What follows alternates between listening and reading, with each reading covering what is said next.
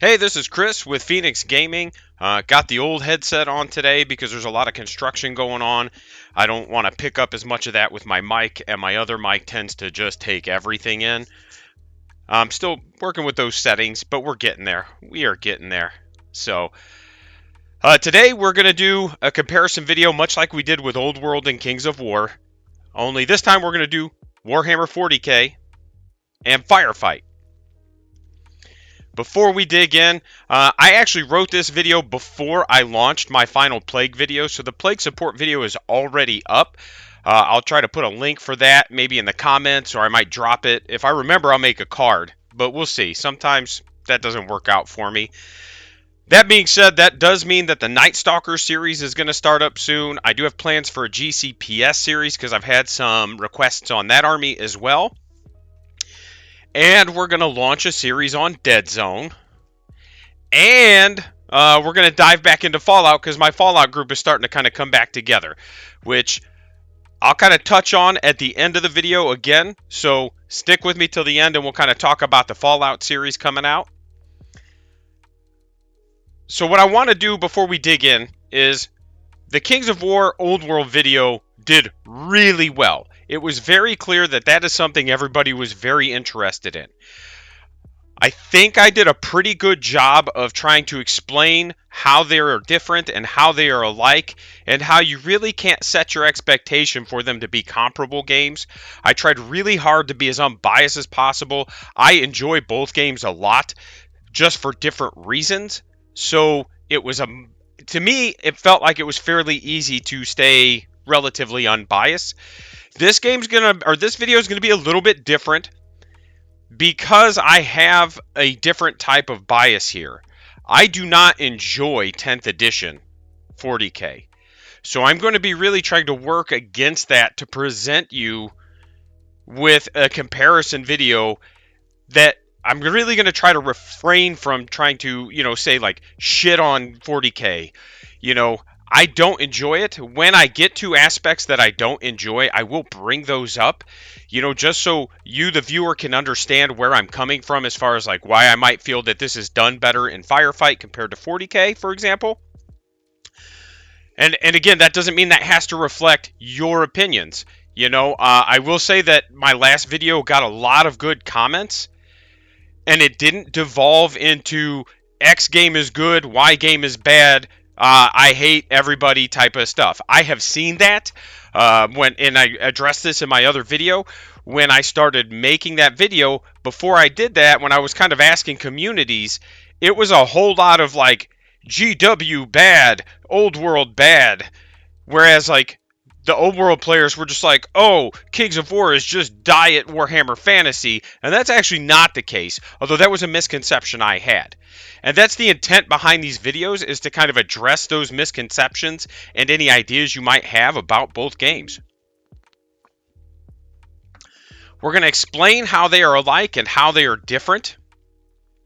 We're going to talk about what the ultimate goal of each game seems to be. And again, this is just me speculating. I'm not going to sit here. Obviously, the ultimate goal is to make money because they are companies, they are corporations, they are trying to make money. But that aside, like I talked about how Old World felt like it was ultimately more of like a role-playing game, Hero Hammer, that you could bring armies to, whereas Kings of War feels much more like a straightforward kind of strategy game. And so because they seem to have different goals, that's why I think they're not necessarily comparable. And we're going to do a brief basic rules concept and walkthrough for anybody who's looking at either game, or if you're a Warhammer player who's like, okay, I am not feeling 10th, what else is out there? Or if you're just looking to get into games and there's so many choices now, this is just going to give you a rough idea on what is largely considered the most successful and the largest of these tabletop games, and just an option that you have. And know that when I talk about Firefight and the option that you have, that's going to apply to a lot of other games because it has some similar mechanics to games like Star Wars Legion. It's not an exact replica of Legion, but there are some similarities. I won't be able to point them out very well, simply because I've never played Legion, but I have friends that have. I don't enjoy Star Wars as a background or a setting, so I don't really have an emotional or vested interest to learn Legion. It's much easier for me to take a game like Firefight that does technically have its own setting, but isn't as fleshed out as, say, like a Star Wars or a 40K. It's much easier for me to get involved in that and just look at it from a gameplay mechanic standpoint than it is for me to get involved in a game like Star Wars, where I already have this kind of like, I don't really like this, so why am I going to get into it kind of mindset. And again, I'm not knocking Star Wars before I get flamed by Star Wars fans in the comments, and I'm just playing. I do say things occasionally to my Star Wars friends just to kind of get a reaction out of them. You know, it's funny. We used to, when I ran my store, we used to have a guy, his name was Dick, and he was a huge Star Wars guy. And I would just every once in a while, I'd be like, well, you know, from an objective standpoint, those first three Star Wars movies were actually pretty bad, given the like inconsistencies in plot, etc. And honestly, I had no idea what I was talking about. I would just say it because he would just get so riled up about it, and it was hilarious to watch the reaction. I am that guy. Like I won't try to get people to fight, but I will occasionally just kind of like antagonize people for that reaction. Sorry for the super long intro. But I will have timestamps. What this video is not, once again, this is not meant to be like 40K is the best, Firefight is the worst, and it's not meant to be Firefight is the best, 40K is the worst. I'm not trying to insult anybody. I'm not trying to put anybody down. I'm just giving my view, my perspective. I'm going to try to be as objective as possible, but like I said before, I have an inherent bias in this video. And I apologize for that up front. Just know I will do my best to kind of communicate that when I start breaking things down. But again, this is not a judgment of either system or their parent companies. GW does some things phenomenally well. They run some of the largest and best tabletop gaming events I've ever been a part of, both as a player and as an employee. You know, they have an incredibly expansive background for a lot of their games. Whether you like it or not is up to you. And their models are absolutely gorgeous. Mantic is a much younger game. Their games tend to be a lot more fluid. They tend to follow their own logic a lot better. And they tend to be more competitive focused. And that's not bad. That's not good. It's just different, you know.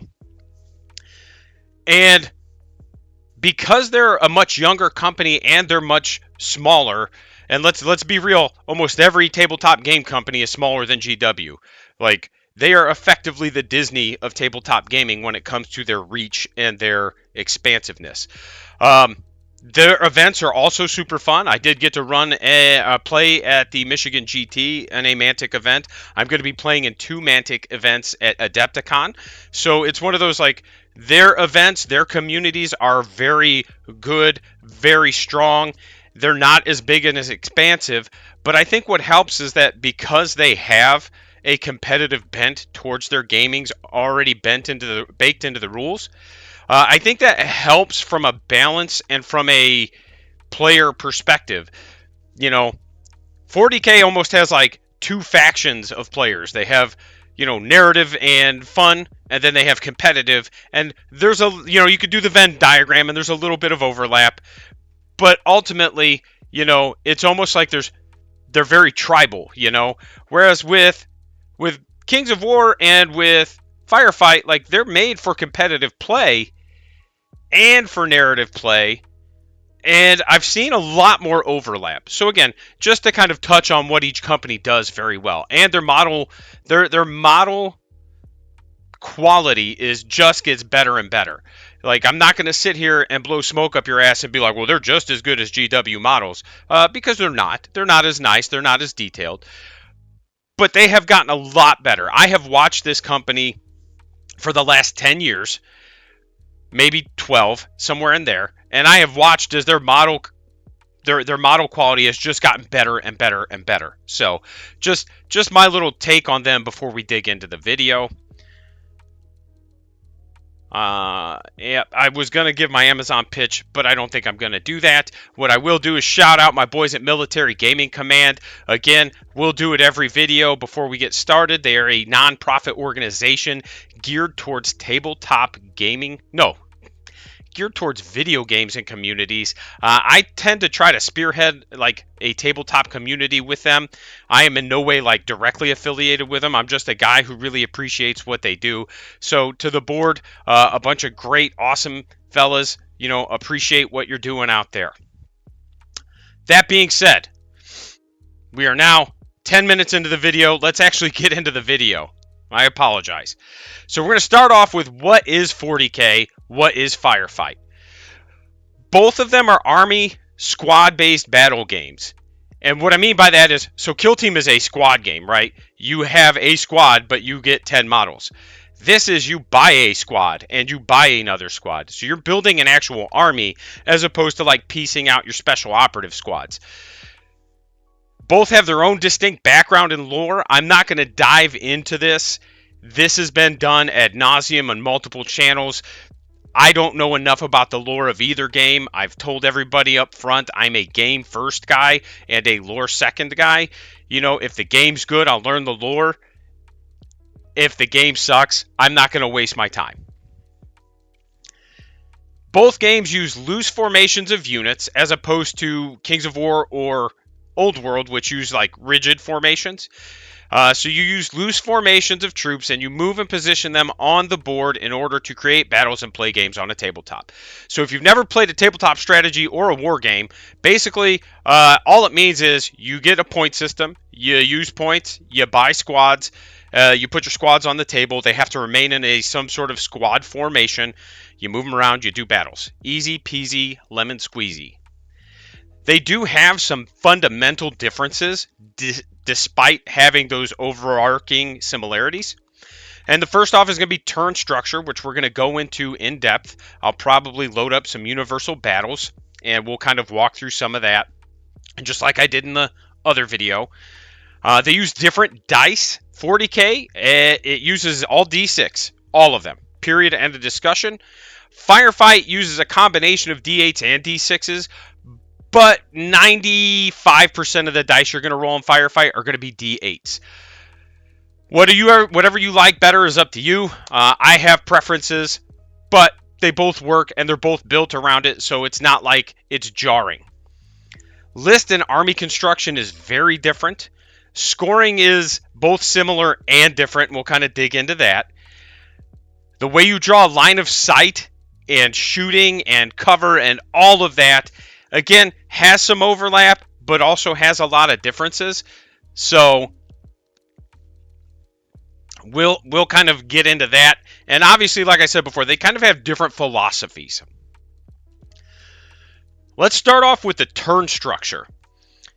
So much like Kings of War and the Old World, 40K uses the I go, you go phase system.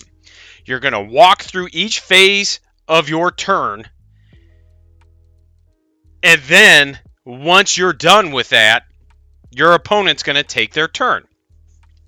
So here's what I mean by that. If you didn't watch my Old World video, in 40K you start with the command phase, and this is kind of like when you do your pre-turn bullshit.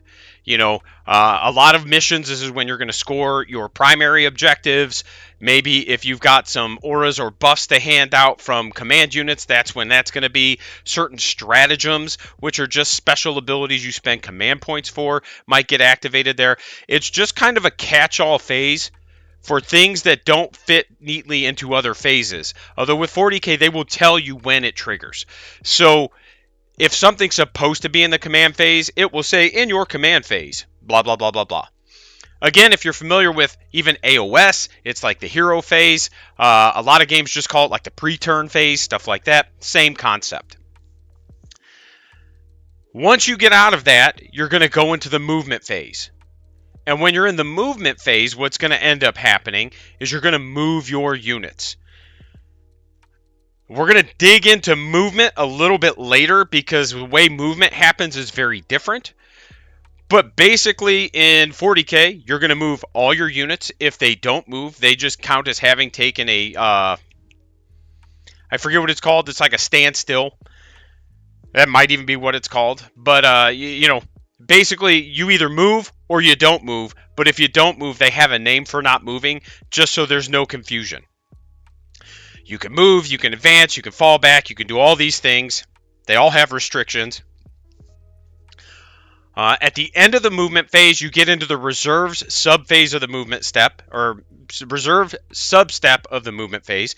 And all that means is, after you're done moving, but before your movement phase ends, if you have things that are in reserves, which just means off the table in deep strike, not in transports, they come in. And again, there's rules regarding how they come in, where they come in. We're not going to dig into that. This isn't a 40K rule breakdown. This is a brief overview. After your movement phase, you go into shooting. There's a whole big list of rules that tell you when a unit is eligible to shoot, how it's eligible to shoot, all that other stuff. And units that can't shoot get to shoot, blah, blah, blah, blah, blah. Easy peasy. So you're going to do all of your movement, then all of your shooting for your whole army. And then, after that, you're going to go into combat, right?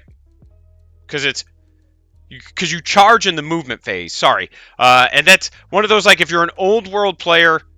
No. Rewind. I'm flipping my rules. You go from shooting to charging. Because in old world, charging happens in the movement phase. And in Kings of War, it happens in the movement phase. In 40K, charging is its own phase. You go to charging. Any units that you want to get into combat get to charge.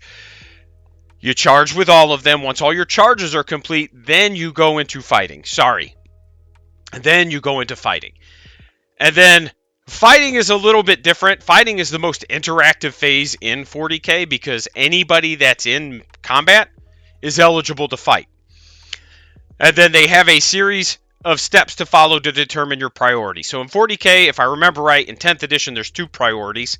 You have fight first, and then you have not fight first. That's it. Because in 9th ed, you had 3 priorities. Whoever's turn it isn't selects a unit to fight first in that priority, and then you alternate in that priority. So what that means is, if it's my turn, and I charge you, the unit that charged gets fight first. And you always start with the fight first priority. So if I charge you, I get fight first, that means I get to fight first. So all of the fight first priority units fight. If you have a unit that just inherently has fight first, like a squad of witches with Lilith, they get fight first. If you charge Lilith on your turn, she has fight first. Charging gives you fight first, but because it's not my turn, I select a unit to fight, and then we alternate from there in the fight first. And then we do the same thing for sustained combats. It sounds really confusing when you explain it verbally, but once you play it a couple times, it does kind of pick up. And then after you do your fights, you go to your end of turn. And that's pretty much it. You just wrap up your turn. If you have anything that triggers after the fight phase, like Venoms, right? You've got models that can get back in, stuff like that. So this is not a very interactive turn structure. On my turn, I do all my moving. I do all my shooting. I do all my charging, etc. What that means is that the only time I need you here is if you need to roll some armor saves. Now, and again, just to draw some parallels, because Kings of War and Old World have a very similar structure. That being said, in Kings of War, if it's my turn, I roll all the dice. And again, this is because Kings of War is made with a competitive kind of mindset in mind. Because when you use chess clocks on my turn, there's no like, okay, roll your saves. Okay, roll your saves. You know, hitting that clock. It's, if I'm using a chess clock, I'm doing all the die rolling, so the only thing I really need you there is to just make sure I'm not cheesing, right? Super, super uninteractive, though. And that was one of the big turnoffs in 10th edition, is as uninteractive as it is, I feel like there's been this kind of half-ass attempt to make it more interactive. by, stratagems like Overwatch and reactionary moves and stuff like that. You can like them, you can hate them. I feel my own special kind of way about them. I do see it as an attempt to make the game a bit more interactive. But to me, if you're going to keep this turn structure, you just keep this turn structure. If you're going to make the game more interactive, just make it more interactive. But right now, 10th edition feels like it's got like 1 foot over the fence trying to make it more interactive, and then the rest of it is still in that, like, I want this old turn structure. Now, the reason that's so rough in 40K compared to Kings of War and really the old world also is because shooting in 40K, especially in 10th edition, is way more efficient, way more punishing, and it almost never really gets shut off. And what I mean by that is, like, in 9th Ed or 8th Ed really is a better example. If you charged the tank couldn't shoot while it was engaged. It'd have to take a turn to fall back, and then it could shoot. So it made screening your tanks much more important. In 9th edition, it had some special rules that allowed it to shoot at the unit it was engaged with, and that was it. And that was still rough, but at least it was like, okay, I can at least agree with this and I can get down with this. In 10th Ed, you just kind of get to do whatever you want. Like, if I charge you and you're a vehicle specifically or monster, it doesn't work with infantry for the most part. I try not to deal in absolutes here, but if you charge a vehicle or a monster and you fight them and you don't kill them and it's a tank, they can still just shoot out. Right? Or Dreadnought, like a Ballistus, I think is the shooty one. They can still just shoot out at a -1 penalty. So it's just like, okay, but when you've got, like, oh, I'll just re-roll all my hits. Well, you're not really losing any efficiency then. So that's what I mean is, like, the shooting is so strong in 40K compared to these other games with a similar turn structure that's arguably what makes it not work in 40K. And that's actually why, speculation, not insider information, but that's actually why GW has the terrain layouts they have. Because rather than fix shooting, they're just going to say, play on this terrain setup. And again, that's speculation. So, that's how 40K works. Firefight works way differently in terms of its turn structure. This is going to be a massive video, and I'm sorry. Way different in terms of its turn structure. You've got alternating activations. There's no, like, cheeky shenanigans. It's not like Wasteland Warfare where you can bank them and then spend a bunch of them all at once. It's not like Quar where you deal out cards, or Bolt Action where you have order dice. It's literally, I activate a unit, I perform my actions, you activate a unit, you perform your actions. And there's a little bit of leeway there, but not a lot for finagling it. You can spend a command point to chain activate a second unit, but you can't do it if you go first on your first activation. And you cannot do it more than once in a row. So if I go second and I activate a unit, I can spend a command point to activate a second unit, but I can't then spend another command point to activate a third unit. I can only ever activate 2 units in a row before my opponent has to activate a unit. So what that does is that makes the game, again, so if you've played Necromunda, for example, this is going to feel very similar, right? A lot of back and forth. And this game is much more interactive. It's much more play, move, back and forth. It promotes much more communication between the players. It flows very well. If you make a mistake, it's usually a lot less punishing because I'm not able to just shoot you with my whole army before you get to do anything. So if you've got a unit out of position, I might be able to tag it with something, but odds are you're going to be able to correct that mistake before I just like delete it or before I delete something else, etc. So it's a little more forgiving in some ways, a little bit less forgiving in others, because your opponent can react to you much faster because it's, oh, I did this. Well, you just left me an opening. Now I can slide in and do that. So it creates a different dynamic. I would argue that it's a bit more strategic because you're having to constantly consider what it is that's happening on the table. Now that we've kind of so like in Firefight, you have your pre-game or your pre-turn sequence, which is very basic, very simple. It's basically just like make sure you don't have dice all over the table. Take all your activation tokens off if you forgot to at the end of the turn, stuff like that. You'll activate a unit, your opponent activates a unit, you go back and forth. When you run out of activations, you're just done. And then if your opponent has more units than you, they just get more activations. And that's it. Like, very straightforward in terms of the turn structure. At the end of the turn, you do nerve checks, you score your points. Nerve checks are battle shock tests, whatever you want to call them. And those are actually handled very differently in each game, but we'll kind of discuss that later.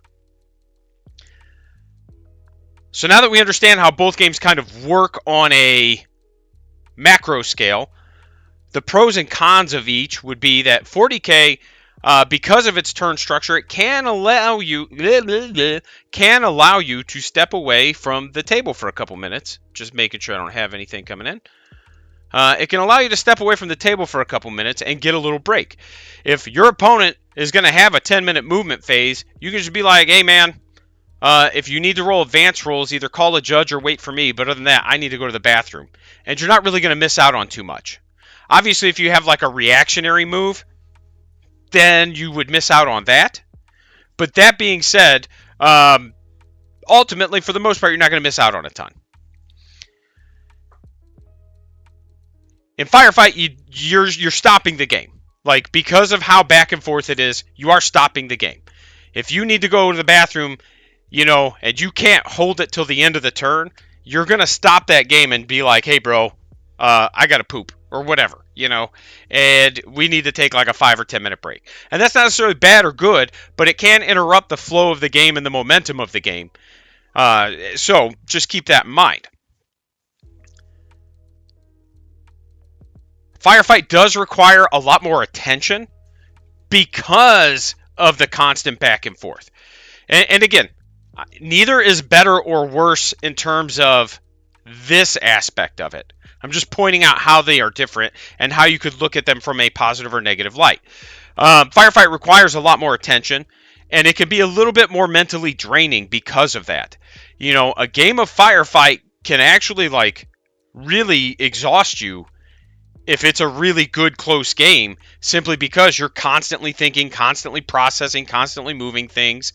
My buddy Garrett and I have really close games in which we are both just constantly go, go, go. And those can be exhausting. Whereas with 40K, it's a little easier to just kind of turn off your brain for a minute and then come back. But you're sacrificing some interactivity in order to maybe just have some break time. So that's how I would kind of present that. So we're going to talk about the differences between movement, shooting, and cover. And I am going to do some universal battles walkthroughs here about movement, shooting, and cover. Now that we've discussed how these phases kind of work and how these all interact. Because this is also going to be a major difference between the two games. Firefight tends to do a unit-based approach, whereas GW's 40K does this mix of unit to unit and a mix of model to unit. So what I mean by that is, at the bottom here, we're going to have a bunch of Horror Rift Weavers, and those are going to be just a Firefight squad. We're going to make one handsome fella go backwards so that we know where the unit leader is, and we're going to talk about cohesion first. So in Firefight, everything you do, for the most part, is going to be based off the unit leader. So for now, just know that this handsome fella standing upside down is the unit leader. And actually, let's just change his name to unit leader. There we go. So that's the unit leader. In Firefight, your cohesion is measured from the unit leader. And your base cohesion is 3 inches. from the unit leader. It gets bigger the more models you have, but base cohesion is 3 inches. As long as these two are within 3 inches of each other, and these are within, so all these other fellas just have to be within 3 inches of this fella. It doesn't matter how you set them up. So when I move, I can move here. I just move the unit leader, and then everybody else just has to go within 3 inches of the unit leader. Doesn't matter how we set them up. It's very simple, but very effective. And because the game is predicated around that, it never really feels weird. You know, the first time you play it, if you've come from a 40K system, it's going to feel a little goofy. But the more you play it, the more you understand why it's done that way. I can march this guy over here and then be like, all right, I just get to slam these down 3 inches. We're going to form our wall here. Bam. And actually, that's probably not 3, but that's okay. For our purposes, that's going to be 3. So you don't have to measure each individual model. And that does speed up gameplay. And it doesn't sound like it would a lot, and it doesn't a lot. But if you've got 15 units on the table, and it speeds each unit up by 1 minute, you've sped the game up by 15 minutes. And that's a very abstract kind of way of looking at it, but that's how it works. Whereas in Warhammer, you're going to measure here, you're going to measure here, you're going to measure here, you're going to measure here. So you have more control-ish or less control, depending on how you want to look at it. It's more restrictive. You're never going to get more movement than your unit's movement value. Whereas with Firefight, if I move here and I'm going this direction and I move 10 inches, well, if I had to move this 10 inches, it would only go here. But because I only have to be within 3 inches of the leader, I could actually move it like here. And yeah, that's close enough. So I've actually really just moved that thing about 14 or 15 inches rather than the 10-inch movement we talked about. So you do get a little extra movement to some degree, but again, because the game's designed around it, it works. It's not like a singular unit that does it in the whole game, and you're just over there going, yeah, of course they do it. You know, it's more of a, everybody works this way, so once you learn the system, it makes sense. And it does, like I said, it does speed up the game. So that's the biggest difference in how you move models. 40K is going to be model by model. Firefight is effectively unit by unit. You're going to move, you're going to measure for the leader, and then you're just going to put everybody within 3 inches of the leader. Period. End of discussion. Super easy. That being said, that's how movement works. Now we're going to talk about shooting and, of course, cover because of how that works. And I will say, 40K has altered its cover rules in 10th from previous editions to make them a little bit more streamlined. There's still some things about it that are kind of goofy. I don't hate it. I don't love it. I'm just telling you, like, it's a little weird. So we'll start with shooting, and then we'll talk about terrain briefly and cover. So in Firefight, you're only measuring the range and line of sight from the unit leader. So let's put this here. And we'll put them all over here. So you're only going to measure line of sight and range from the unit leader to any portion of the target unit. Now, it is the target unit's base, right? Not any piece of the model, but we'll get into that in a minute. So you check line of sight. Any portion of my base can see any portion of that model's base. So because the sergeant can see the target unit, the sergeant's whole unit is considered to have line of sight. And then you check range. Well, they're 19 inches. Let's say they're under 18, okay? So let's say the sergeant has a 12-inch pistol, but everybody else has an 18-inch rifle. The range from the sergeant to here is 18 or less. So all the rifles will get to shoot because you're within that 18-inch range. So even though the range from this model to here is 24, because the sergeant is within 18, you are allowed that extra 6 inches of range to shoot because it's all measured from the unit leader. Again, it seems very weird when you come from 40k or a game like that where you're used to having to check everything from the model. But again, this dramatically speeds up gameplay. I no longer have to get a laser pointer out to see if I can draw a line of sight here over the wall, to see if I can draw a line of sight here over the wall or here over the wall, right? I just go, okay, this has line of sight, everything gets to shoot. It does create some weird situations in which you might have something like this. Everybody's back behind this wall, they can't see, but the unit leader's out, he can see, he can shoot. But that works both ways. Again, it's not one army or one unit that's able to take advantage of this. The whole game is designed to work this way. So again, once you adjust your thinking for it, it works very well.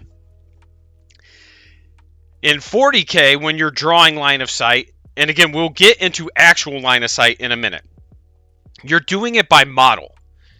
And thank God, because again, like I said, the shooting in 40k is way more devastating.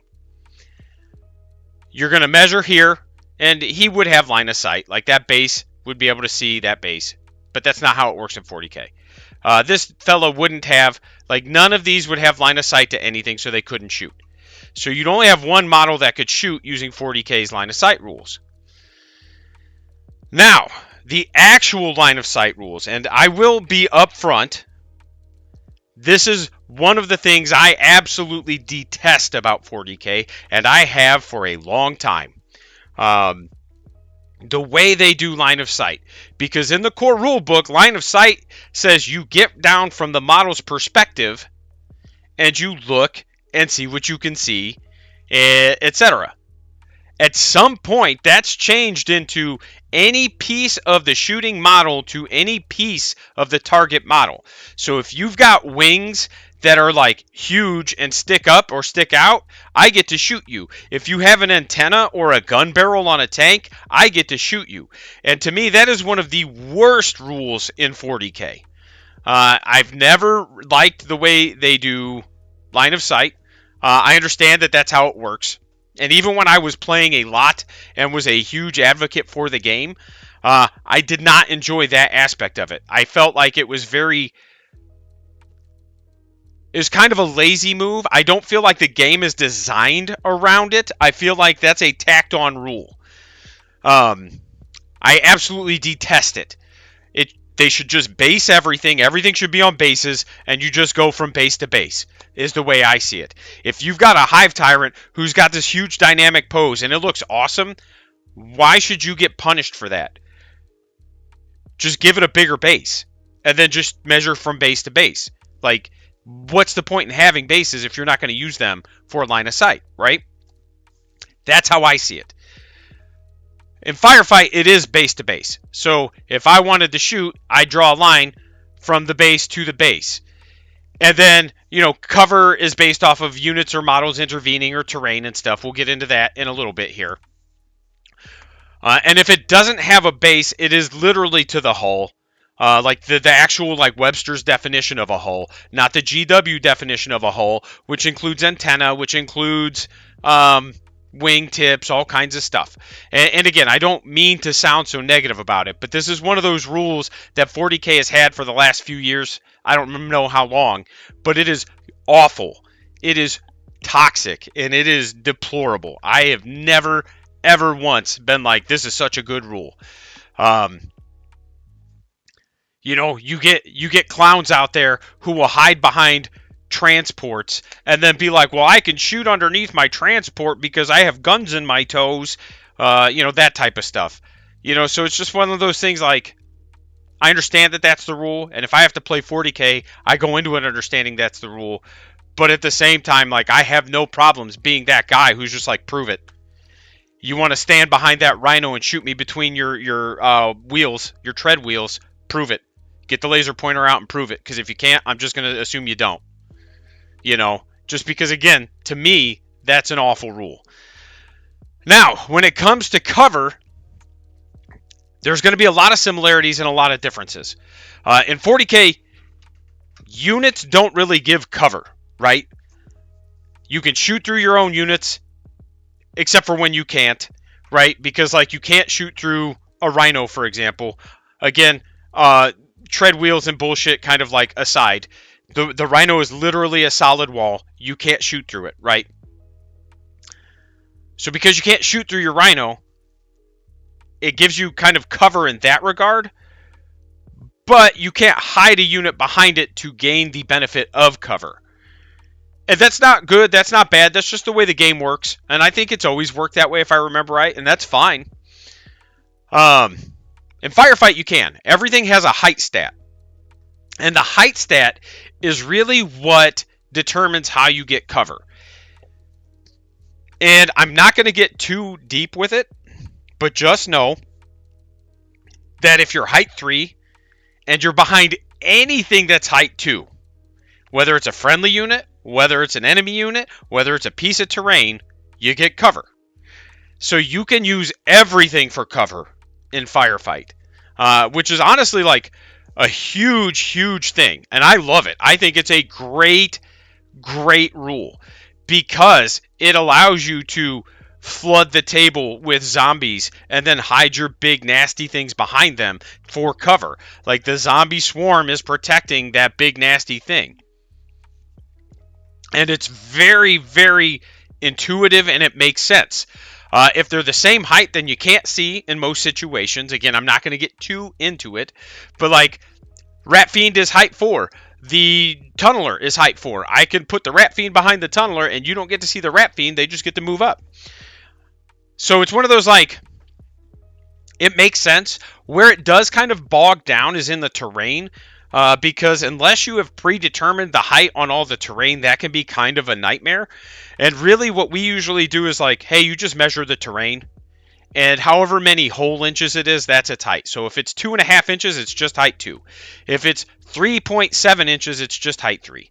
Sometimes, you know, like that's effectively how we do it. And it's super easy then. We don't have to worry about anything. There's a few things where we're just like, these are always height 1, like walls. Like we use the Kill Team Orc set a lot for our games, and those little scrap walls are just height 1. You know, so we just have some predetermined house rules where it's like these are height 1. Bam. But other than that, it just makes everything work, and it makes terrain a lot more usable. Varieties of terrain, and we'll kind of dive into that right now. Also, while we're talking about cover, because in 40K, right, like you've got some weird situations where like this whole unit has cover. If I'm shooting here, this whole unit has cover because you can't see the whole unit. I've got one model behind the footprint. Whole unit has cover, period, end of discussion. You don't have to kill this model. So like there's ways to get the whole unit cover, but then there's also ways where only that model gets cover. So if that model were here, for example, it's wholly within the footprint, that model gets cover. And that's where, like I said, like 40K, like I like the direction it's going, but it just needs cleaned up a little bit. Because if you're going to give the whole unit cover in one situation, but you're only going to give a unit cover or a model cover in another situation, you're creating a little bit of an inconsistency. And the issue also becomes like, now if I'm here, this model has cover, but if I can't see this whole unit now because this model is behind the wall, then the whole unit has cover. And it's, like I said, it's just this really weird situation, and it creates some scenarios where it's like, okay, this doesn't make a ton of sense. Ultimately, like, the 10th edition terrain and cover rules are fine. My only gripe is that tables are pretty much all ruins at this point because the need for obscuring terrain. And again, that goes back to my talk about how devastating shooting is in 40K. You have to have all these ruins. You have to have all this obscuring terrain, or you're just not going to get to play, right? And 40K relies a lot on this. This is what I did was I set up some bases. This is a footprint. It relies a lot on footprints to block line of sight. So if I've got the whole unit back here, the whole unit. As long as they're not in the footprint, you can't see them. It's good and it's bad. There's some weird situations where you might have like this wall is actually like in, and then you have this big gap that can't be seen through, which is kind of awkward. But again, I understand why. I understand the intent. With Firefight, you don't really have a lot of footprints. There are some instances of area terrain. We're not going to dive into them. But Firefight's terrain rules, because they're height-based, make literally every feature usable. You want a forest, you just put a forest on the table. You make it height 6, you can't see through it unless you're height 7, effectively. Again, there's some caveats, but effectively. And then you could even make it an area feature where you get the benefits inside of it, etc. So it's one of those, like, it just, because the rules for terrain are rather generic, but still well done, they can be applied to anything. And because they can be applied to anything, it makes your tables have a lot more variety. You can do a lot more things with them. Okay, so now we're going to talk about orders, strats, and command points. These are features of both games, but they're handled very differently. In 40K, you have command points that are relatively static. You get 1 per turn, and you can gain up to 1 additional per turn, and most armies have a way to gain an additional 1 per turn. I mean, honestly, it's so prevalent in the game that you might as well just be able to give people 2 per turn. Because even if you don't have a unit that does it, there's other ways to get extra command points. So at this point, it's like, okay, but why not just make it 2 per turn and move on with your life? But I digress. In Firefight, it's a bit more random. You get command dice in Firefight, and I'm not going to show you all these command dice and all this stuff, but command dice are the 6-sided dice. And for all intents and purposes, they're just variant D3s. Like, they have 3 different numbers on them, 0, 1, 2, 1, 2, 3, things like that. But the color determines what the ratios are. So, like, the green die doesn't have any zeros, and it has, like, a lot of 2s and a 3 and a 1. The orange die has, I think, maybe like 1 0, and then a lot of 1s, 2s, and no 3. You know, so it's like you roll them, and then you count up how many pips you get, and that's how many command points you get. And then different units add different dice to your pool. So, for example, everybody always rolls 3, and 3 are the worst dice, and it's not that they're bad. It's just like 3 are the most basic dice. Or black is the most basic die. Now, I might bring a commander that gives me 1 green die. So at the beginning of every turn, I would roll 3 black dice and 1 green die. And that's how many command points I generate for that turn. Now, I'm allowed to reroll 1 die per command unit. That's on the table. But effectively, just know, like, alright, you might have a turn where you get like 3 command points, but you might have a turn where you get 8 command points. So it's all over the place. And they are use or lose each turn. So you can't just bank them. In 40K, your strats can be comboed and layered. There's no rule that limits like how much you can dump onto a unit. If you've got 10 command points saved up, you can blow them all on your unit and just make it this Turbo Death Star and just be like, Magic the Gathering, instant combo, I win. You can really amplify the damage potential of units by doing this. It's not good, it's not bad, it's just the way the game is. I don't like it. But I didn't know I didn't like it until I played other games that did restrict it. Because even AOS in 2nd edition, I don't know if it does in 3rd. I think it does in 3rd, but I've only played a handful of 3rd edition games. But in 2nd edition, or maybe I'm thinking 3rd. Are we in 4th? Whatever the last edition to come out in was, not the current one. I think the current one's actually 4th now that I'm thinking about it.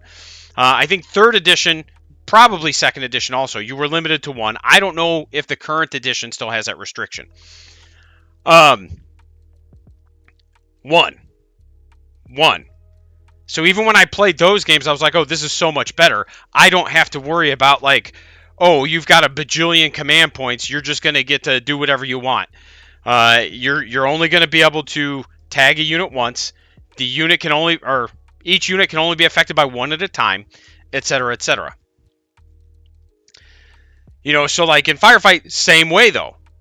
You can only benefit from 1 order at a time. Now, there are some weird ways to kind of like layer that,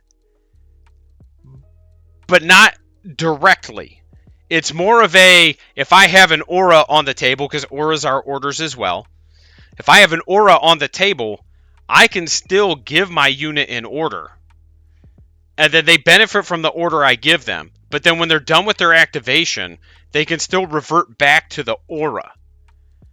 So it's one of those weird situations where there are ways to get them affected by multiple orders, just not simultaneously. You know, so that's one of those where it does restrict your ability to just like layer a bunch of stuff out. And I have liked that from day one with Firefight because, again, I'm not a huge fan of I spend command points to do whatever I want, right? And again, I didn't even realize I didn't enjoy that until I played games that were more restrictive on how you can use them. Neither game allows for repeating except for when they do. And they both kind of have this, all right? So, like, in 40K, you can use each stratagem once per phase, but then there's going to be rules that allow you to double up. A good example is Overwatch. And Overwatch is actually once per turn. But then there's different units you can take that allow you to Overwatch on that unit specifically an additional time. So even though Overwatch is once per turn, if you take these special units, it could actually be twice per turn. And there's other things that work that way as well. But just know, like, for the most part, it's once per phase in 40K, except for when it's not. Each order in Firefight can only be given once per turn, except command orders. That's the big exception. Command orders are special orders or stratagems that you get from your commanders, and each commander can give their command order once. So a good example is I run 2 progenitors a lot because haze grenades is a phenomenal order. It gives you -2 to hit, which is another difference between the two games, but we'll get into that. Gives you -2 to hit. If I have 2 progenitors, I can give that order with each progenitor when I activate the progenitor. So that's the exception. You have faction orders and you have command orders. Faction orders are once per turn. Command orders are once per commander per turn. That's it. The other big difference in how they work is that in 40K, all you have to do is effectively be on the table to get a stratagem. Again, there are exceptions, as there are to everything. In Firefight, you have to, in most situations, be within 12 inches of a command unit. Again, there are exceptions. Enforcers are most notable for this, and I believe Dwarves, because most of their stuff has a special rule called Advanced Training, which allows them to receive orders even if they're not within range of a commander. So that being said, like that's another huge key difference, though. Your ability to use orders and stratagems is a lot more controlled in Firefight. It's a lot more loose in 40K. So just know that when you're looking at each game. Whatever you like is up to you. I prefer the more restrictive style of Firefight. And a lot of that goes into the fact that, like, at this point, I just see 40K as Magic the Gathering, but with models instead of cards. So, going back to what I just said about the -1 to hits, 40K limits a lot of modifiers to a net of 1. And what that means is, like, let's say I'm -10 to hit, and you're +5 to hit. Technically, I would be -5 to hit once you do the math. But in 40K, you can only net 1. It doesn't matter how much you do. It's only 1. I think this was a much-needed rule change in 40K to some degree. I don't know that this was the best way to implement it. I'm not going to sit here and pretend like I know better than the rules team. But it was a rule that needed changed, and this was the change that they decided to go with. Firefight has no such rule. You can just simply be like, all right, you're -4 to hit. Now, there's probably a similar amount of modifiers available to you in Firefight as there are in 40K, but because you're using a broader curve, an 8-sided die, you don't notice them as much. right? Because, like, you can have things that hit on 6s, and then if you're -2 to hit, you just go to hitting on 8s. So it's one of those, like, because it uses a bigger die, you notice it a little bit less. You know, like a -3 to hit in Firefight is going to put probably half the game or more to hitting on 8s, whereas a -3 to hit in 40k would literally put 90% of the game to hitting on 6s if they didn't have that kind of baked in rule. We're going to take a quick break, and old TK is going to talk to you about my Fourth Wall store real quick, and then we are going to jump back to the video. Hello, sports fans. It is I, your burliest, beefiest, but bashiest badass, old TK here, and I must say, I'm looking rather dapper. Old TK looks so gosh dang good 'cause he gets all his sweet Phoenix Gaming merch from the Fourth Wall Phoenix Gaming store. It is stuffed to bursting with Trez Chick designs, like this handsome hoodie that features sleeve logos and a fiery phoenix emblazoned on your beefy chesticles. And for those mornings where you simply feel you cannot get out of bed and feel the need to have boiling hot bean juice caress your innards until your trebuchet is loaded and ready for launch, there is this extremely vivid Phoenix Gaming logo mug, guaranteed to hold your liquids.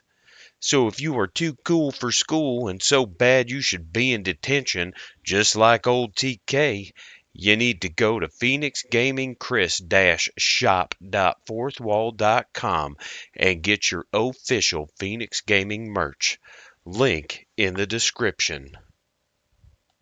They're also very different in how you do your army list and construction. Both games do use points to create lists and allow different units and war gear. 40k doesn't have pointed war gear anymore, but it has in the past and it may in the future. So just know, those hunter killer missiles may end up becoming 5 points again at some point.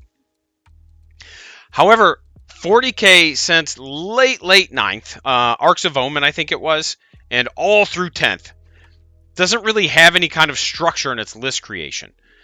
You have a mandatory character, and then you're capped at the rule of 3, meaning you can only have 3 instances of a data sheet, except for what they call battle line, which would be like the old troop moniker. But outside of that, it's a free-for-all. Literally do whatever you want, as long as you don't have more than 3 of a single data sheet and you have 1 mandatory warlord. This is a huge departure from about 40 years of gaming with this game.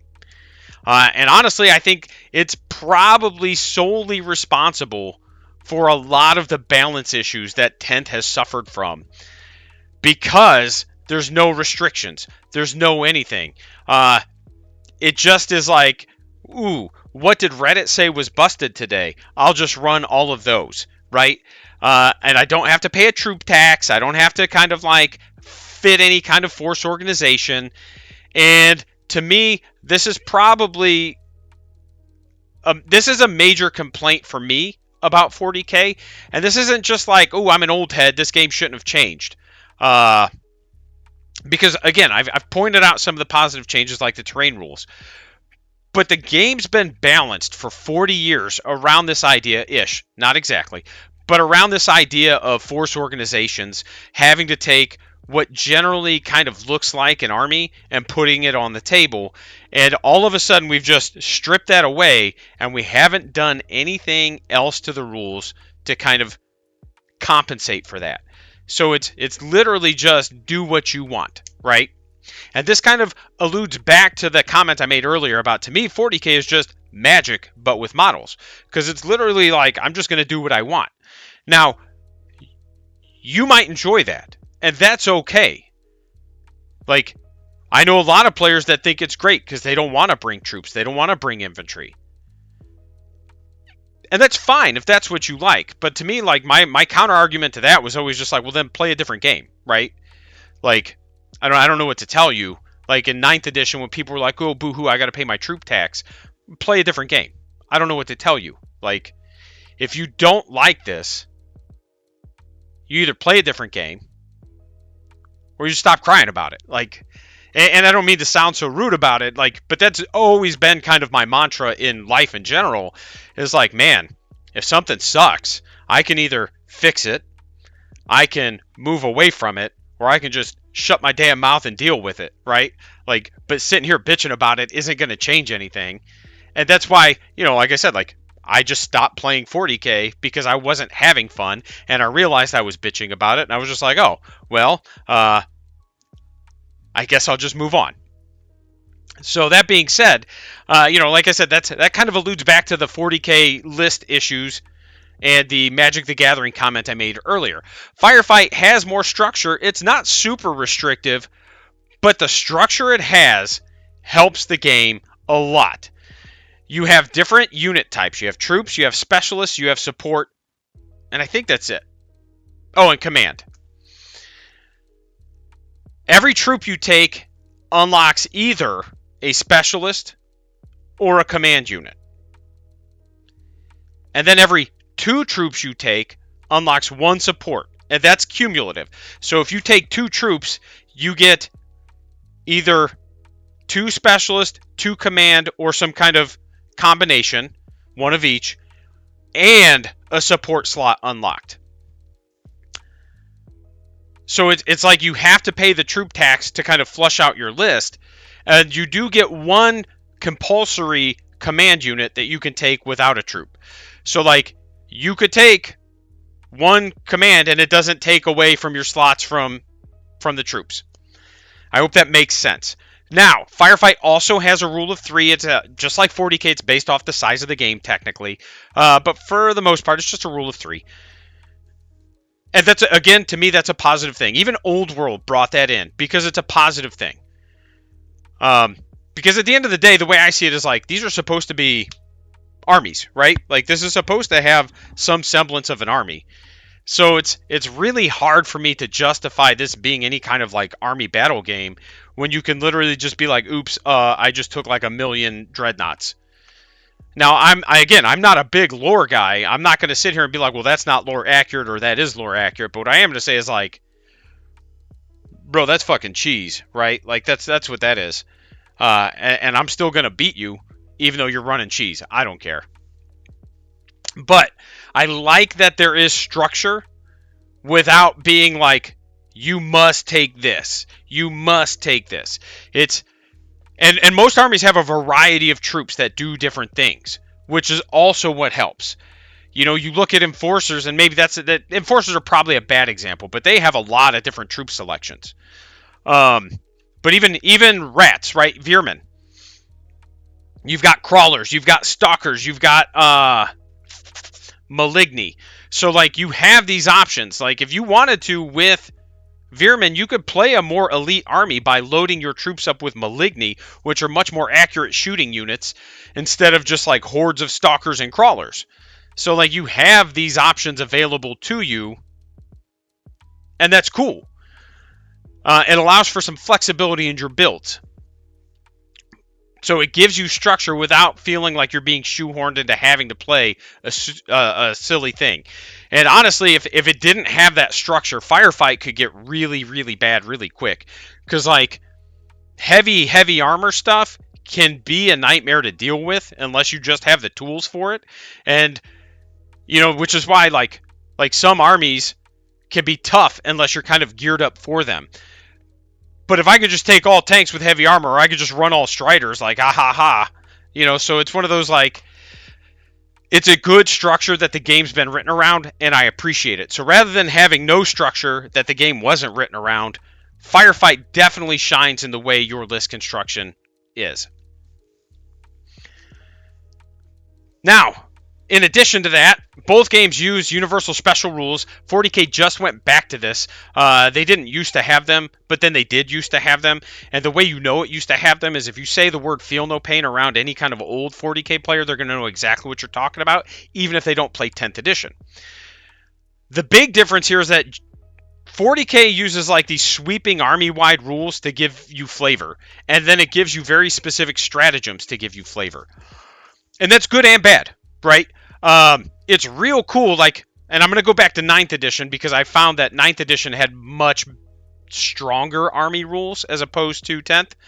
But in 9th edition, I could be Evil Sons, and it gave me bonus movement to all my units. Everything just went faster. That was huge. Super awesome. A lot of fun. Just because I played a specific orc clan. And then, if you were Bad Moons, you got bonuses to your shooting. They weren't very good, but you got them. If you were Death Skulls, all your infantry got OBSEC, which just means they have priority over controlling objectives.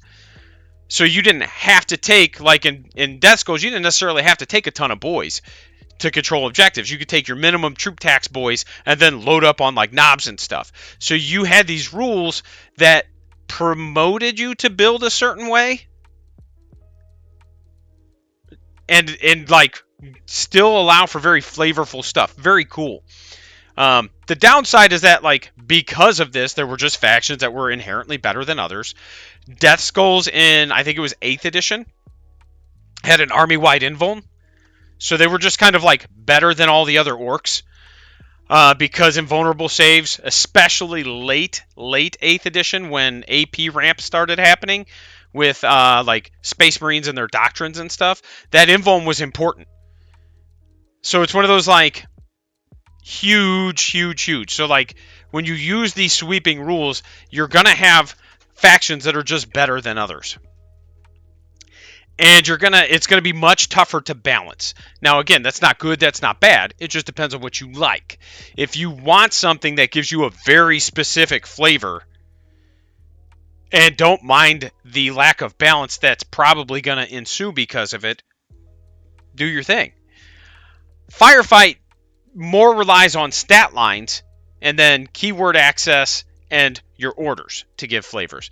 So what I mean by that is enforcers feel like enforcers because enforcers all have 2 hit points and a good armor value. So because they have more hit points than pretty much any other infantry in the game in terms of like base troops and better armor than almost every other army in the game, they're going to feel more rugged and durable. However, they are a little bit more expensive, so you take smaller units. But then they also have a higher volume of shooting than a lot of other armies. So, like, their lack of models is strengthened by their increase in volume of output. So it just relies on stat lines to give armies flavors. Now, because you don't have these sweeping army-wide rules, I will say it does occasionally tend to make things feel kind of samey. Like, there's not a huge difference between, say, like, the base GCPS infantry, I can't remember what they're called, it might just be the Marines, and crawlers. Like, crawlers are a little bit faster, but for the most part, they hit on 5s or 6s, bad armor. Like, there's not a lot of delineation between the two. The orders are where you kind of get that delineation a little further. Now, there aren't as many orders as there are stratagems. You're more relying on smart use of fewer orders. And so, like, crawlers might be very similar to Marines. Again, forgive me, I haven't looked at the GCPS that much, so if I'm saying the wrong unit, whatever their cheap one is, I apologize, let me know in the comments. But they might not look a ton different, but then when you look at the orders you can give each unit, that's when you're like, oh, this is how they kind of stand out, what I'm saying. So, again, what I mean by that is, going back to that mission we just talked about, control, vehicles and beasts can score for control because it's not claiming a marker. It's just scoring points based off of unit strength in an area. However, if your mission had to do with grabbing an objective marker or being on an objective marker, then vehicles and beasts cannot score those points. In 40k, anything can take an objective, anything can score it, doesn't matter. 40k's kind of been like that for a long time. 40k used to have a rule called OBSEC, which would give certain units priority in controlling. So, like, if I had one OBSEC model on the objective and you had 100 models, but none of them were OBSEC, I would control that objective. I liked that rule. I thought it was a very good rule. In 10th edition, rather than having OBSEC, most battle line units just have a higher control score, for lack of a better word, because I don't have data sheets right in front of me. I think it's just OC, objective control. The fact that beasts and monsters can't control objectives, like physical objectives, does a lot to help balance the game also. If you are going to a tournament and you know 2 of the missions are going to have objective markers and maybe one of them doesn't, you're going to have to bring things that can control those objectives, or you're going to have to build a list predicated on literally tabling your opponent so that you can score all your points late game. Like, that's kind of the way it's going to work. And if they kill all your scoring units, you're just shit out of luck, man. Like, that's it. So what that does is that's like if you're playing at a competitive level, you're going to need to bring a variety of units. You're going to need to bring things that can sit on objectives. There's a plague list that I've seen floating around out there that is Leaper spam. Leapers can control objectives. And actually one of my subscribers had posted. And I've played a few games against it. I think right now we're split. I think we're 1-1. Maybe 2-1 in my favor. I forget which. But both games have been against my enforcers. That being said, if I kill those leapers, there's not much he can do to score if there's markers on the table. In addition to that, if there's an objective in the deployment zone, that's a high point unit that's sitting back there doing nothing. It's not right, it's not wrong. It's just one of those, like, how much are you willing to sacrifice? So having different missions to force a variety of list building, I think is genius, rather than just having very generic like missions, right? Again, for controlling objectives, it's very similar. You just have to have a unit within 3 inches to control it. Now, Firefight has a little bit more restriction on it than that, because your unit leader has to be within 3, and at least 1 model has to be on it. So if you have a 1 model unit, that model has to be on the objective. That's the big difference. 40K has more mission variety right now. And that has to do with the fact that 40K has a lot more deployment zones and stuff like that. And I will say that's one thing I do appreciate. But again, we're talking about a game that's like 30 to 40 years old. Firefight, I know the rules committee is working on that. Like, have spoken with them about that. I've actually been working on that as well, because I want to kind of build out a mission pack where we can do a few different deployment zones, so it's not just Dawn of War every time. So that is a thing I am working on as well, and as I build them, we'll play test them in my leagues and stuff like that, and then I'll give feedback and be like, okay, because what we don't want is we don't want it to be like this mission punishes you for bringing a shooting list or a melee list. Which, if you have a single mission that's that way, that's not so bad. But when you start to get like all these different missions built up, that's where it becomes an issue. One thing I will say is that in Firefight, scoring is much more at a premium.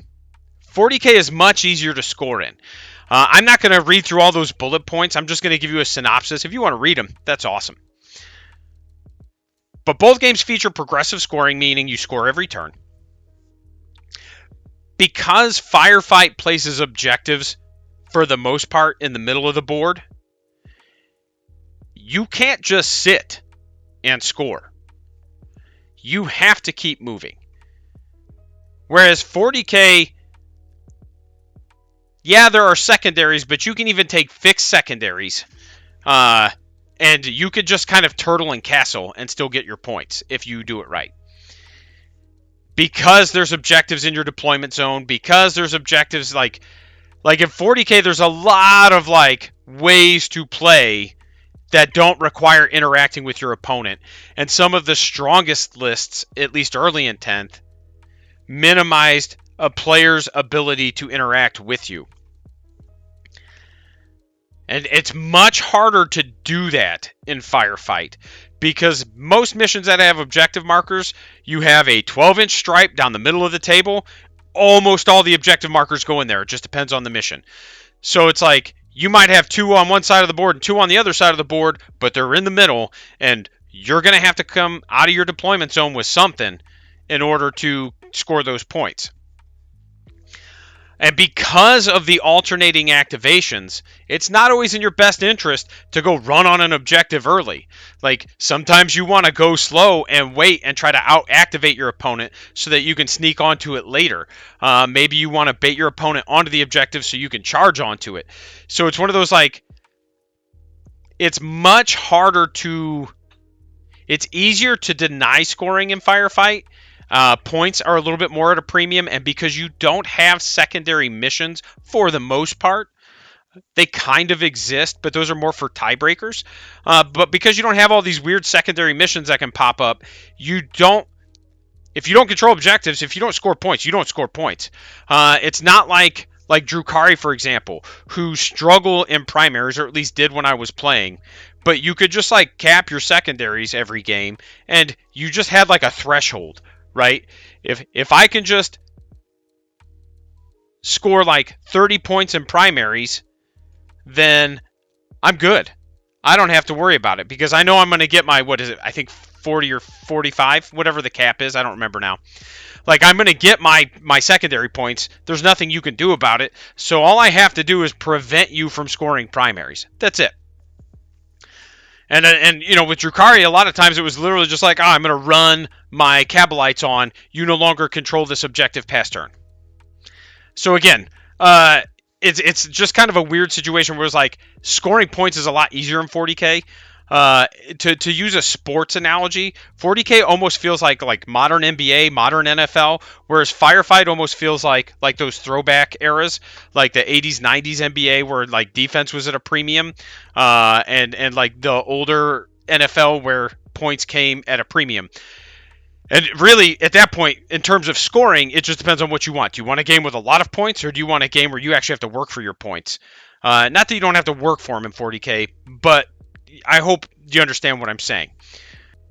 So, at this point, what I will say about the philosophies of the game is that 40k, arguably 40k has never really been a war game, although it was kind of like a strategy game in war games clothing, if that makes sense. Like, it's never been designed to simulate war. But it's always been this, like, kind of in-between thing, where it's like we have some elements of wargaming, some elements of just being like a tabletop strategy game. And I've talked about what I think the differences are there. You know, I'm not going to dive into it again. If you want to know what my thoughts are, you're just going to have to watch more of my fucking videos, man. I'm sorry. But in 10th, we've stripped away that war game clothing. We don't have any kind of force organization. We've got like a lot of superpowers and stratagems, you know, stuff like that. And now it just is a tabletop strategy.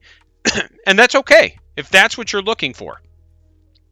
Like I said before, it has a very Magic the Gathering feel to me, but with models. And that's not good. That's not bad. It just depends on what it is you want out of a game. And when I say it has a Magic the Gathering feel to it, what I mean is that like there's almost no structure to the game in a lot of ways, like there used to be. Again, no force org. There's not a lot of restrictions on shooting anymore. There's not a lot of restrictions on movement anymore. There's and I could cite examples like previous editions. When you come out of Deep Strike, you can't get out of a transport. That was the point behind a drop pod. Is drop pods had that special rule. In 10th, that's just baked into the core rules now. So this restriction that existed no longer exists. I had another example in my brain. It's escaping me. Obviously list construction, but anyway, you know, the shooting, tanks being able to shoot out of combats and stuff like that. So maybe you like that, maybe you don't, that's okay, but just know that to me, 40k has this kind of like, you can do what you want, which is a trend that I feel a lot of modern games have started to take, for better or worse. Again, maybe you like it, maybe you don't. I am not a fan. I personally like the idea of having restrictions on players. A good example, again, is Dungeons & Dragons. A lot of the older restrictions from previous editions have been lifted in the newest edition. It's a lot of just like, do whatever you want. And if that's what you want from your games, I am not going to sit here and tell you you're a horrible human for playing that way.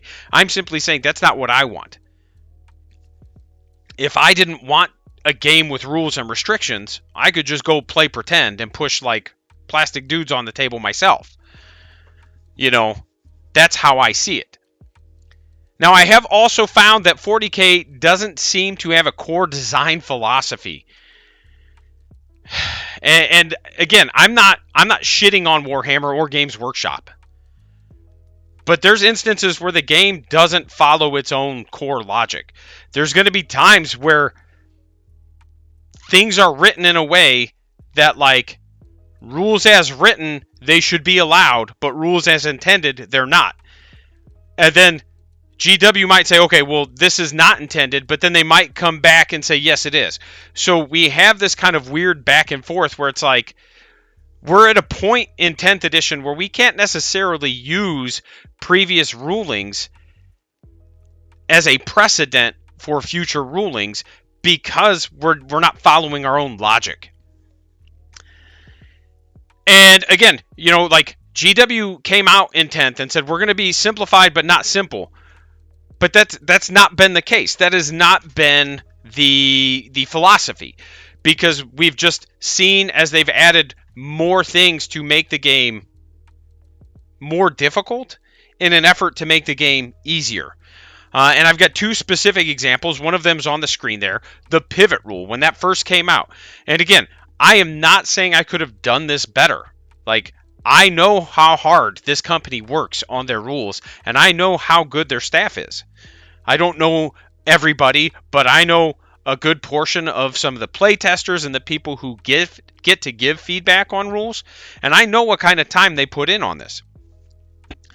But when I look at the pivot rule, when it first came out, and it was just like, well, if you pivot, you just lose 2 inches, blah, blah, blah, blah, blah, unless you have X, Y, or Z.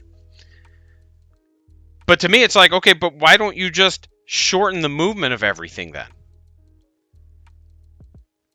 And then you run into the charge issue where it's like, okay, but I could deep strike, and because that's a move, I could pivot, get within 9, and now I have a 3-inch, charge with like a boat. So it's like we've made the game more complicated by adding a rule intending to simplify it. And again, I understand that the intent of the rule was to just be like, hey man, rather than having to measure all these different like angles, you just move forward, and then if you pivot, you move forward, and then if you pivot, you move forward, etc. I understand what the intent was, but we just made it harder than it needed to be. And then another good example of them trying to do simplified but not simple is the fly rule. When you measure fly distances, right, it used to be you just measure a straight line and you ignore terrain. Now, if you want to fly over terrain, you have to measure it from your starting point up and then over and then back down. And that's a pain in the ass.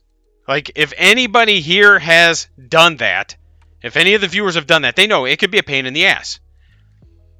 And to me, a simplified way of doing it would be to say, hey, if you move over any kind of terrain or footprint during your fly move, you just lose 1 or 2 inches of movement. Bam. That's it. Period. End of discussion. And so, like, to me, that would be a simplified but not simple way of doing it. And that's what I mean. It's like, we had this mantra at the beginning, but that's not the mantra we followed. And again, I'm not shitting on them. I'm just talking about how they have these different design philosophies and how I look at GW's 40K specifically, and I just don't think it has a core philosophy. If they do, I'm sorry, like, correct me if I'm wrong, but when I look at it, I don't see it.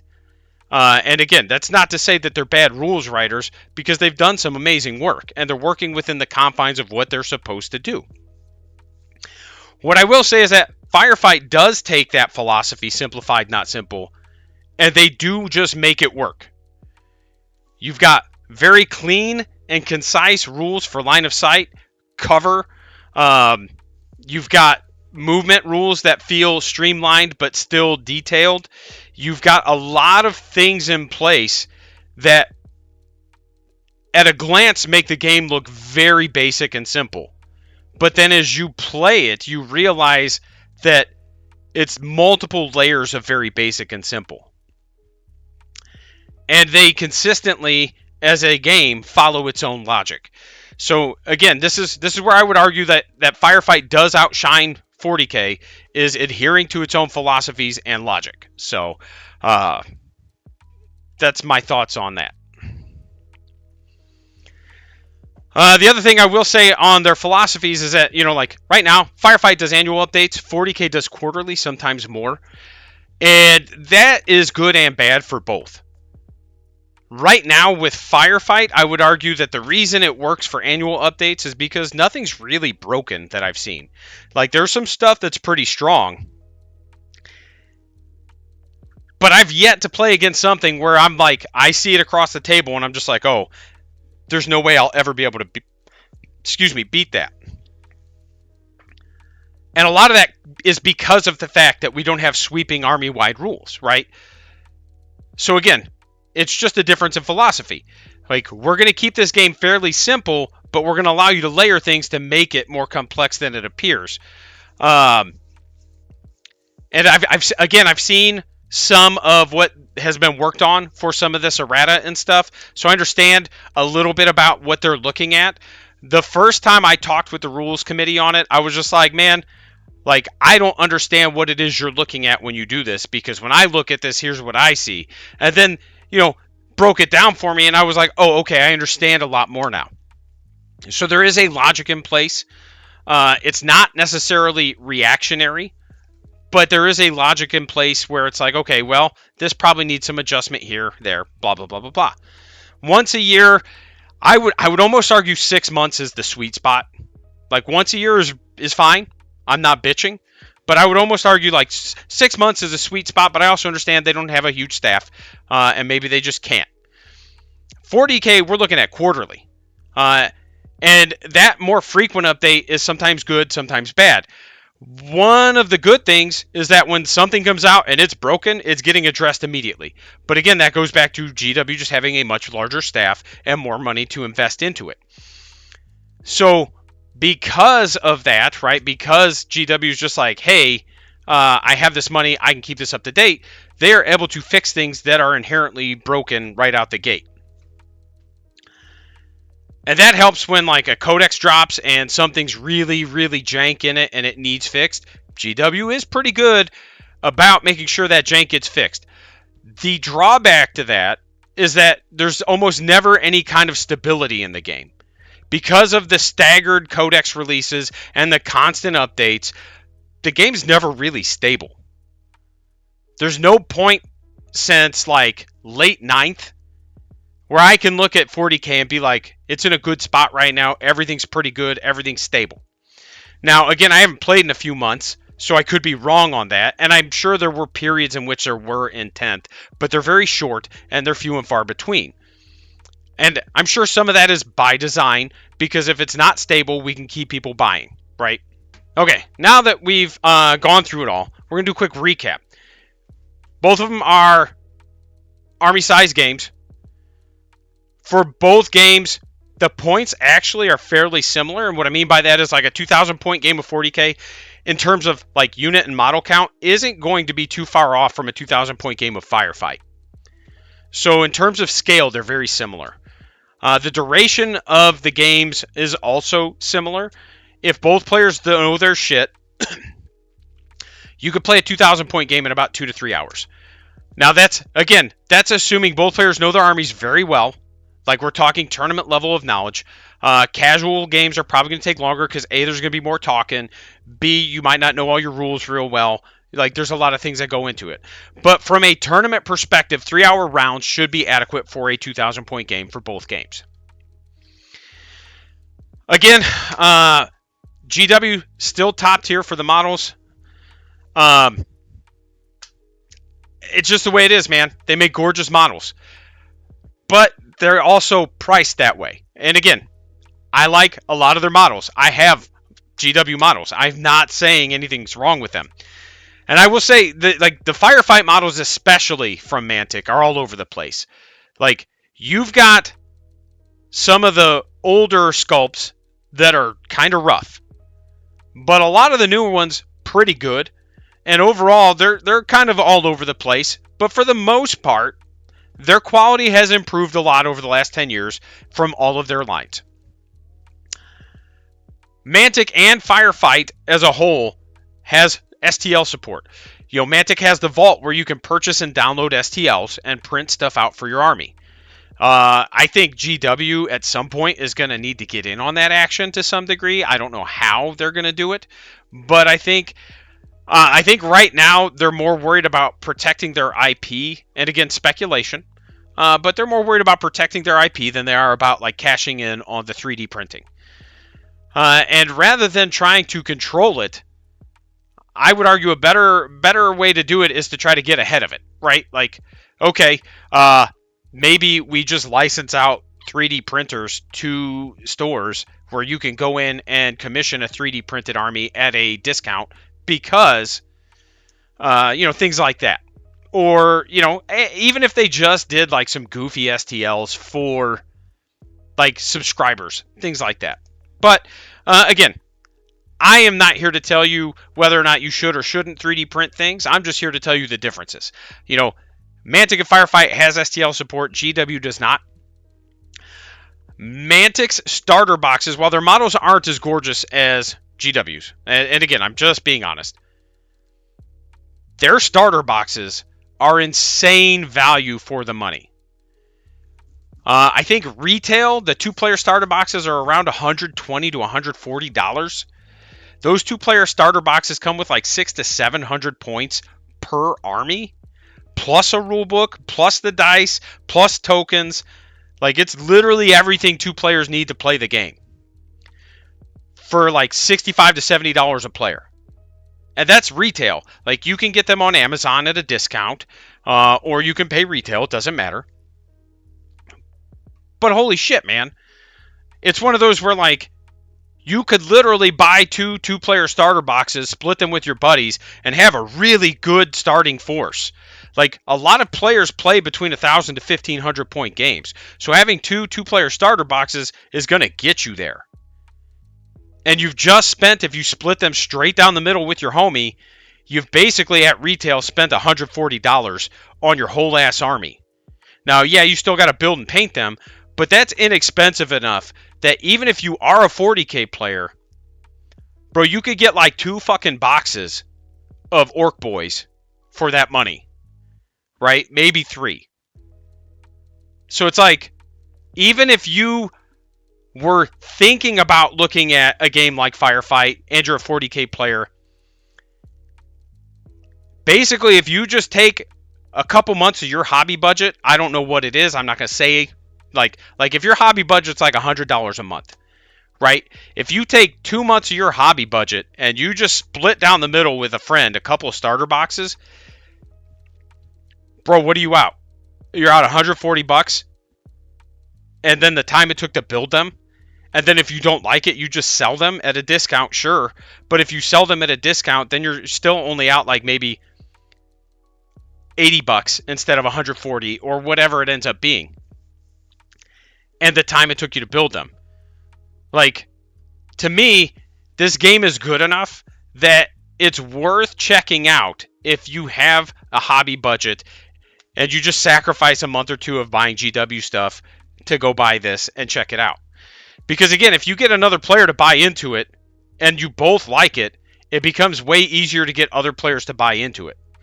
And the fact that those starter boxes are so cheap, like, that's how I've gotten multiple players into it. Like, oh man, hey, we'll split this Orcs Enforcer starter box.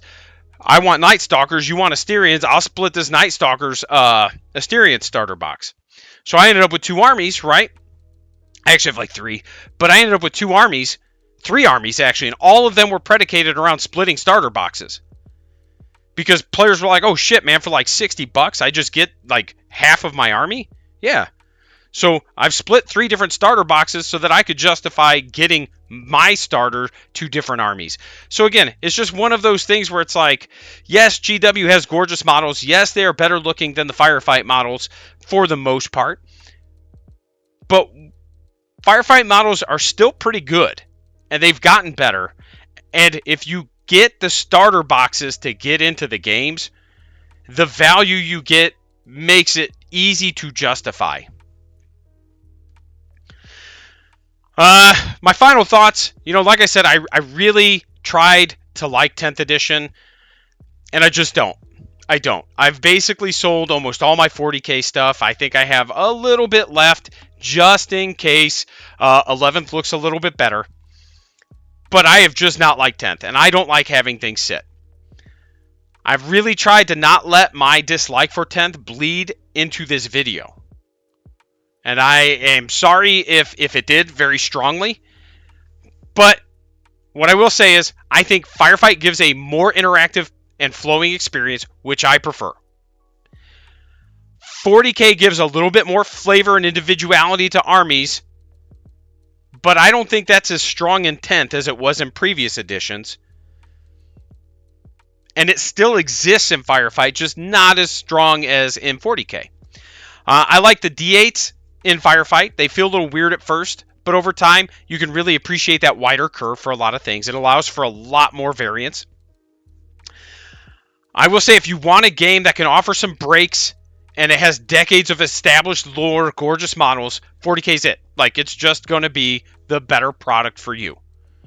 But if you want a game that's more interactive, and maybe the models aren't as nice, but they're relatively inexpensive, you can get starter boxes at a great value, and the community is awesome, I think Firefight's amazing. And then the main thing, too, is that your community size is really going to dictate that. One of the areas where I struggle is that in my region, I live by Lake Michigan in Indiana. I'm 70 miles out of Chicago, I think it is, 60 miles out of Chicago. And I will say that this whole region, 40K has such a stranglehold on everything that it even chokes out other GW games. We don't have a strong AOS following here. It just chokes out all these other games. I've had to spearhead the Firefight community. We went from 2 players to 4 players to 6 players to 8 players in leagues. So the next league, I think we have 8 registered players. So it is, and we're talking, it's been a almost like a job, but it is growing and players are taking notice. I went and ran. I was at a store playing a game of Firefight, and a guy came up and was watching, and he was like, "Oh, that's not 40K." And then he asked me, "Well, what's the difference in terms of the mechanics?" And I started explaining it to him, and he was like, "Well, this sounds a lot better." Well, sure, man. And again, even in those situations, I'm not going to sit there and be like, "Yeah, 40K sucks." I still try to be as neutral as possible when dealing with people, because, man, if you like 40K, good for you. So I'm just like, yeah, it's just different. I personally prefer the more interactive flow of it, but some people like 40K structure, So that being said, if your concern is getting games in, then obviously community size is going to be an issue. And if you're not willing to put the work in to build a community, then 40K is just going to be the easier one to get games in. If you don't mind putting in the work to build a community, and unless you already have a pre-existing Firefight community, Firefight's going to be a great and rewarding game for you. But just know, unless you have a pre-existing community, you're going to be working. And that's actually going to wrap us up. That is a long one once again.